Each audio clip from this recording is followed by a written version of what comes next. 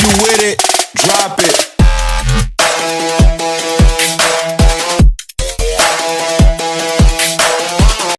Good morning po, Pikero Jim Reb.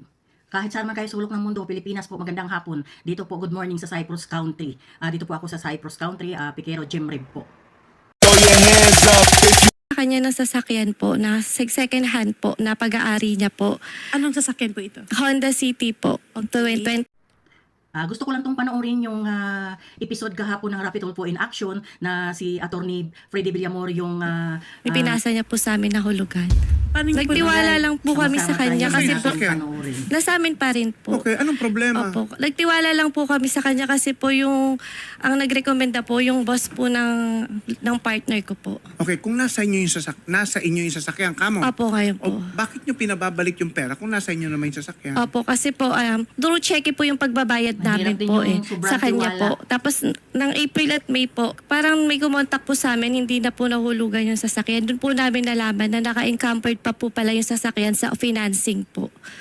Okay, binili nyo yung sasakyan na hindi nyo hiningi yung Opo, wala po kami ORCR? kasulatan. Wala Nagtiwala problema. lang po kami kasi po, ang nagrekomenda po sa amin yung mismong boss niya po. O yung mga nanonood na netizens, panoorin nyo po ito para Opo. hindi kayo matulad sa kanila Opo. at hindi mangyari sa inyo ito. Alam nyo po, unang-una, apparently ito nakasanla sa bangko. Ganda ng sasakyan. Sa financing, di ba? Sa financing po. Okay. Pag Kaya nakasanla sa sa financing yan, panahon yung napakaibig CR niyan, yung Certificate of Registration, may nakatatak yan na nakasanla. Yes po. Pero wala Isa po pong ako sa nakasulat. nanonood sa iyo. Ha? Wala pong nakasulat. Hindi nyo Yes, tinignan sa LTO? Hindi na po. Ayun. Nagtiwala lang po kami kasi nga po. Dapat titignan nyo lagi sa LTO. Tinulungan Ano din po kami nung boss niya po doon sa down payment po. Hinatian po kami sa down payment po para makuha namin po yung sasakyan po. Which is halos 3/4 na po rin yung nabayaran namin po doon sa itinulong niya sa down payment po. Okay. Ngayon po So anong hawak yung dokumento? Wala. Wala Walang deed po of talaga. sale, walang Talaga yung SP. tiwala. Kasi kung nakasanla yan, in short, nakarehistro yan doon sa Kaya malakas registered din ang owner. loob Sino nila registered kasi owner? Yun nga po, sila nalaman ng po boss namin na ng may lalaki. parang third party na po kami. Meron po pong may-ari po, pangalan po niya is Hycelin po. So may registered owner. Ano pangalan? Hycelin po. Si Aisilin. Apo. Tapos, may pinagbilan pa kayo. Sino yung pinagbilan nyo? Si John Kenneth po. Paano napunta yung sasakyan kay John Kenneth? Sila pong dalawa yung magka-transaction po. Ma'am Aisilin. Apo, hello po. Oh, ma'am, kayo po ang registered owner ng sasakyan na pinag-uusapan natin ngayon? Yes po. Paano po napunta yung sasakyan at naibenta ni John Kenneth dito sa mga complainants namin, kala Jane? Hindi ko po talaga alam yan.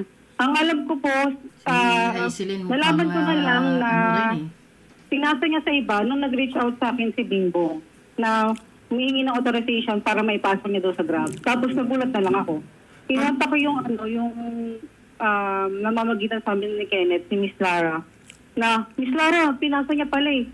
Ano nangyari? Ganyan. So ikaw, Ma'am Aisilin, sige, para malinawan lang tayo, ano po?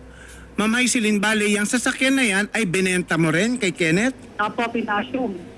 So assume balance siya, Apo. okay? So si Kenneth naman, binenta sa inyo, Apo. okay? Ang Hulugan problema, Hulugan din po. hulugan din. Apo. So yung bang paghulog nyo ay may usapang yung ihuhulog nyo, i-diretso ibabayad sa bangko? Naka-checking Cheque account po kami. Nagbigay po kami sa kanila ng cheque. Okay. Opo, minsan nga po nakikiusap Pero kami hindi sa... nyo alam na nakasanla. Hindi po. Hindi nyo wala alam. po. Wala So po. yung hulog ninyo, diretsong binabayad kay John Kenneth. Opo, Opo. kay John Kenneth po namin binabayad. Okay. Ang pagkakaalam po talaga namin personal na gamit niya. Mm.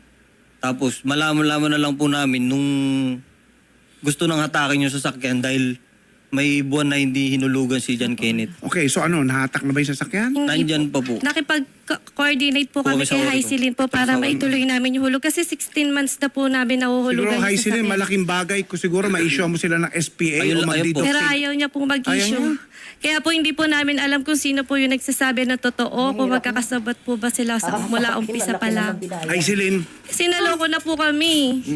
Tapos inuulit niya pa rin po yung ginawa ni Ken sa amin na yung sa di niya pagbibigay sa amin ng kasulatan. ano bang sabi ng... Bakit parang ako'y nagigiin dito? Hycelin, hindi ka dinidNA. Wala. Hycelin. Teka lang. Makinig ka na mabuti sa sasabihin ko, ha? Wala kang kasalanan dito dahil hindi ka katransak. Nila Jane, okay? Malinaw yon. Malinaw yon. Pero alam mo, Haisilin, yan, sasakyan na yan ay nasa possession na rin nila Jane. Di ba? Haisilin. Okay. Apo. Siguro, malaking bagay kung magharap-harap kayo at gawa ng dokumento at nang sa ganon ay mabigyan mo sila ng SPA, ino-authorize mo silang i-represent ka doon sa financing. Nang sa ganon, pag finally pay nila yan, makuha nila yung, ma-release sa kanila yung ORCR at may transfer sa kanila. Haisilin, baka pwede mo silang bigyan na ng deed of sale. Total, ikaw naman ang registered owner.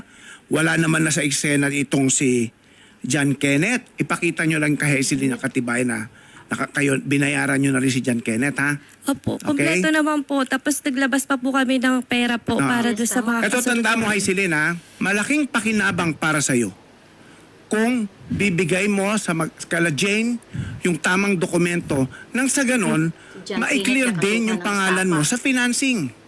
Okay? Kasi ang lumalabas na may utang sa financing ay ikaw. Ikaw pa din. Kapag kayan ay narimata o na-foreclose o narimata o nahatak, masisira ang iyong credit standing sa mga bangko. Gusto niya pong Hindi ka na- ipahatak po. Ha? Gusto niya na rin pong ipahatak. Oo nga, Haisilin, pero kayo ba gusto niyong bayaran? Opo, gusto namin. Oh, Po, hi, kaso Celine. ayaw kami bigyan po ng kasulatan. Haisilin, napakaganda nung mangyayaring babayaran nila yung pagkakautang mo sa bangko nang sa ganon, pati yung pangalan mo malinis. At pwede kang umutang uli. Okay. Naintindihan mo, Haisilin, yung sitwasyon? Okay? Makikinabang ka. Paano bang babayaran? Fully paid? Sila, Gusto po mag-usap-usap nila kayo. gusto niya po Pag i-fully fully pay. paid, papayag po ako. Ano bang kaya niyong gawin? I-fully pay nyo o ituloy yung amortization? Yung Tignan hulog-hulog? kasi galing na po kami ng Orico po.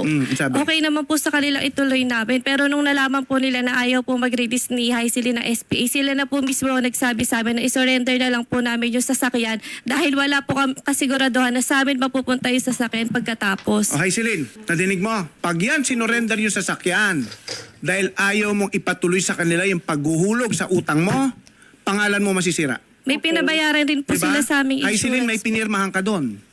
Diba? Ikaw ang may utang sa bangko, hindi sila. Kaya lang nataon, nailipat sa kanila. Napag-usapan na po yan lahat eh. Okay na po yan lahat eh. Napag-usapan na po Galing lahat. po kami ng Orico Ano po. napag-usapan? May napag-usapan na daw kay Haisilin. Hindi po natapos yung usapan namin Okay. kasi po parang lagi niya po sinasabi na ang dami daw po namin gusto na gawin, hihingi sa kanya na mga ganyang SPA. Haisilin, pagtsagaan mo na yung paggawa o pag-execute ng mga dokumento dahil makikinabang ka rin. Yes po, gagawa Oh. ako anytime, any moment. Basta mag-fully paid. Ma'am, Pero sabi na Orico po Ma'am, kayo- ma'am, ganito ha. O sige, kung hindi nila kayang i-fully pay yan, edi mahatak yan.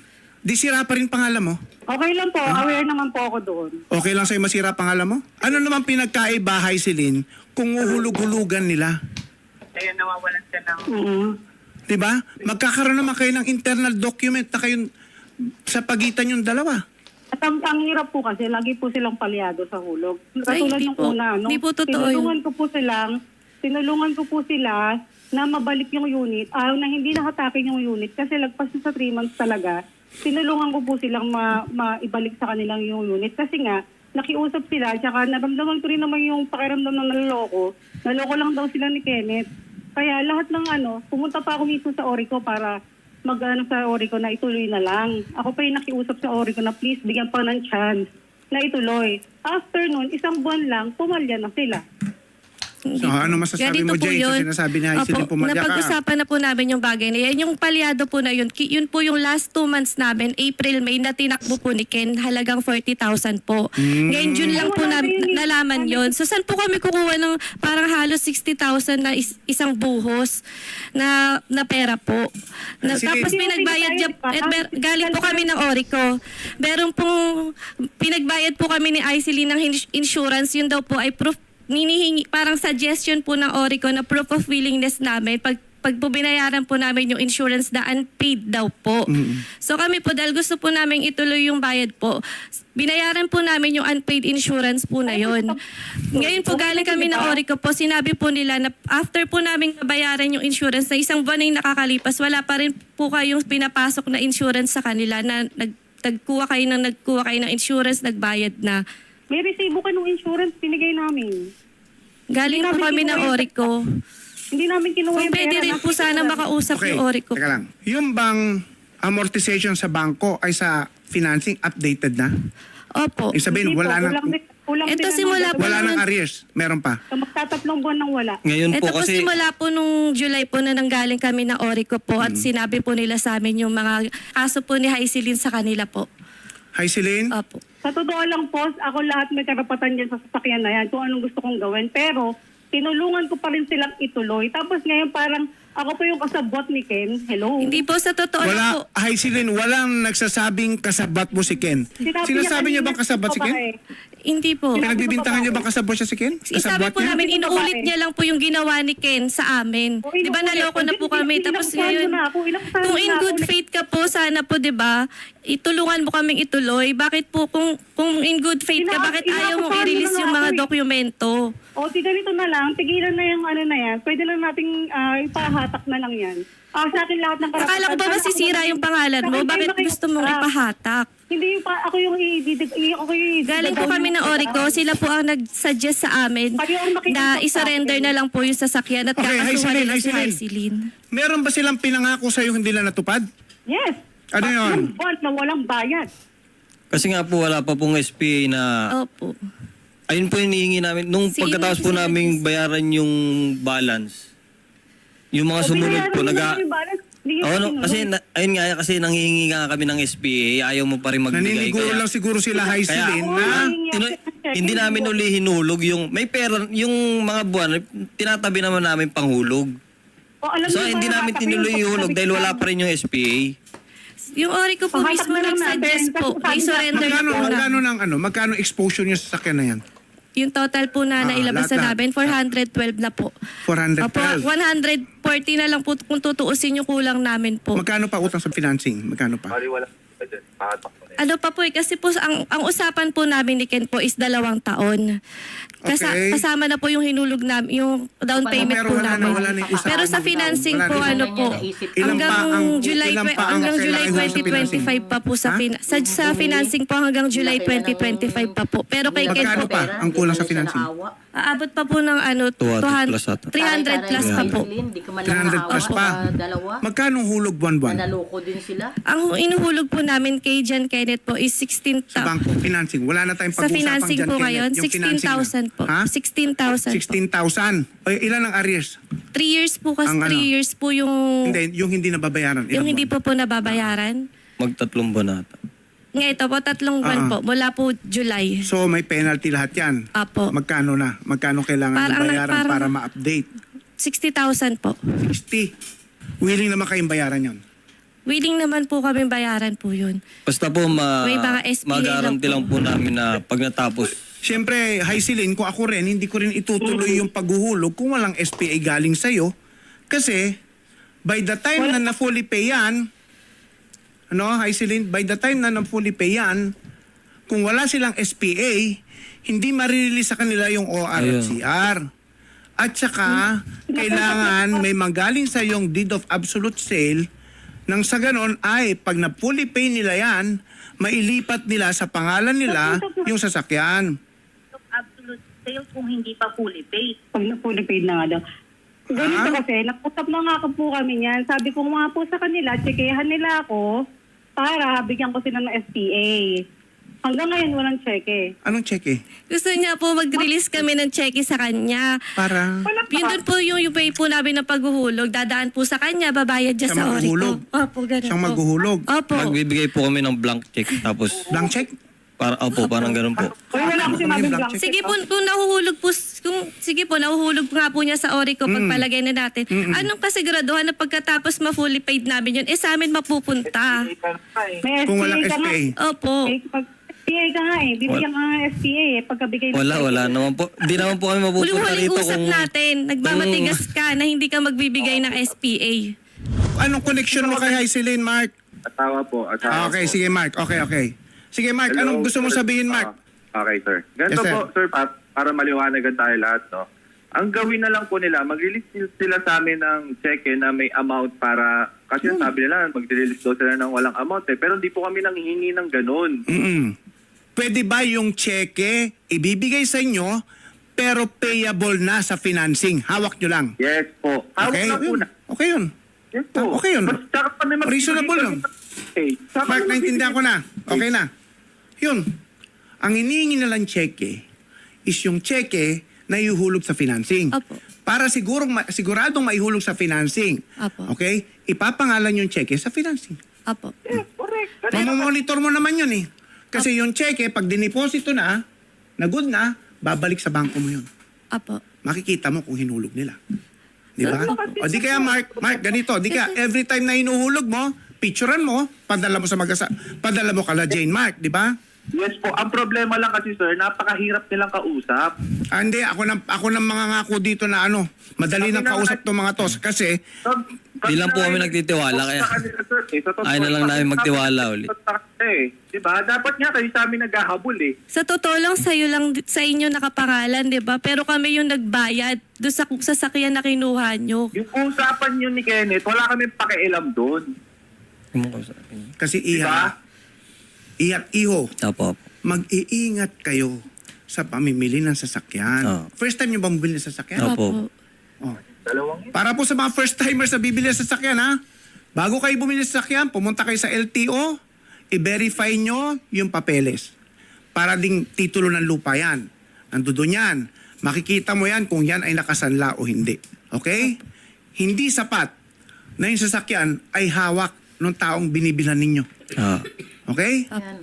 So Para sa mag-iingat ko. first timer. At saka isa pa, meron kayong hindi ginawa na dapat ginawa ninyo. Dapat nagpunta rin kayo sa highway patrol para malaman nyo kung yan sasakyan na yan ay karnap o hindi. At saka, pag bibili kayo ng sasakyan, make sure na mailipat nyo sa pangalan nyo. Okay? Tulad yan, bumili kayo ng sasakyan, nakasanla pala. So, okay ba sa inyo yon? Apo. Okay. Mag-iiway na kayo. Ilang buwan bale, PDC, ilang buwan pa?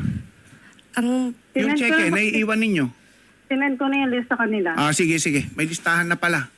Hi, Celine, thank you very much ha. Yung problema naman kay Kenneth. Opo. Hindi niya na ba siya malocate? Hindi na po. Nagtatago na po siya. Pero meron pong conversation yung asawa niya at si John Kenneth. Magkano naibigay niyong pera kay Kenneth? Ano po, nasa 150,000 na po yung cash po sa kanya. Yung sa kanya mismo yung down payment Ang po. problema ma'am, paano po makakasuhan kung walang contract or any attorney? Paano po kaya Meron, yan pag pwede walang naman yung contract? kasuhan pa rin. Oh. Kaya lang, hindi yan ba malocate? Hindi Hindi na po po. eh. Okay, Kahit yung asawa po siguro na i-produce nyo lang yung pakontak po, makatibayan pero yung nagbigay ayaw kayo nila ng ilabas po. 150,000 sa kanya. Pero binili niyo sa sakyan sa kanya, di ba? Opo, nag-down po kami sa kanya. Nag-down po. lang, hindi Opo, full down po, payment. hindi po. Hindi po. Okay, yung balance ba nabayaran nyo? Paano pong balance? Di ba? Sabi nyo nag-down payment lang kayo eh. Opo. Opo, ayun Magkano po, ba usapan nyo na full payment na